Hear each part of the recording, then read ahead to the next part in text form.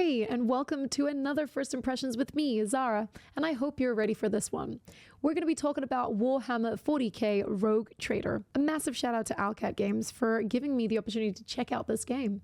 This game is available on PC, PlayStation 5, and Xbox Series X as well as S.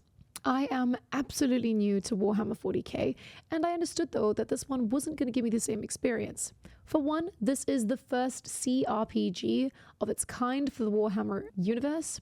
I initially thought, okay, so tabletop, CRPG, and since I like to compare games to previous games that I've played, I'm thinking Baldur's Gate 3? The only similarities that this has to Baldur's Gate 3 is the isometric view. Other than that, it's vastly different. So let's start at the character creation. I had to choose a portrait and ended up really liking the look of a certain character. Turns out it's just a portrait. The actual character customization happens after you accept this. And so yeah, 2 hours later, I'm just kidding. But then I did enjoy making the character and settled for a soldier as an archetype.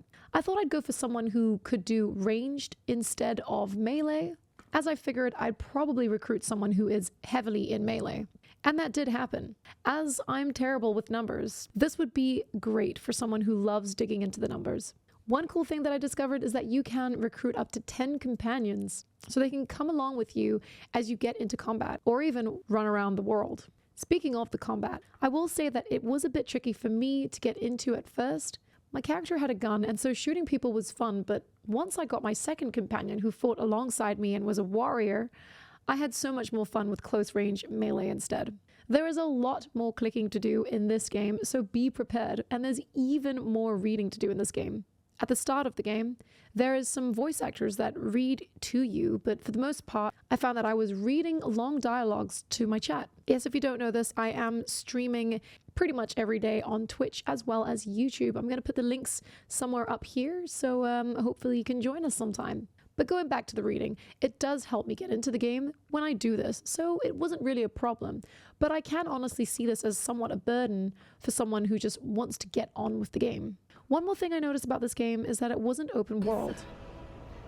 Can I say, like, can I ask you all something? If you guys look at this game just as it is right now, we've already said how we feel about like the start of the game. The tutorial is fair enough, it's the tutorial, but there is a bit of a lore dump, which we're accepting it.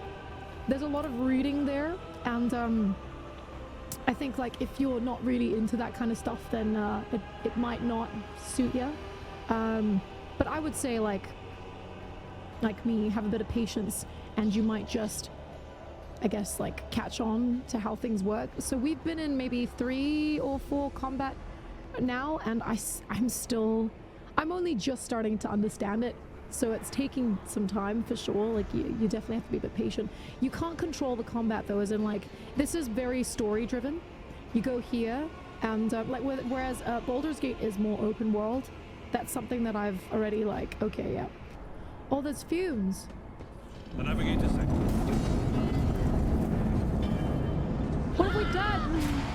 Makes sense because your character does start off in this ship in outer space and goes around doing quests that seem linear at first. I spent around 5 hours playing this game and I didn't manage to leave the ship. I did manage to recruit 3 more companions, so there was the 4 of us, which made the battles a lot more enjoyable. I found the map of the ship to be rather confusing. And I mean at this time. I'm normally directionally challenged, as I have admitted this before, but this seemed quite blank.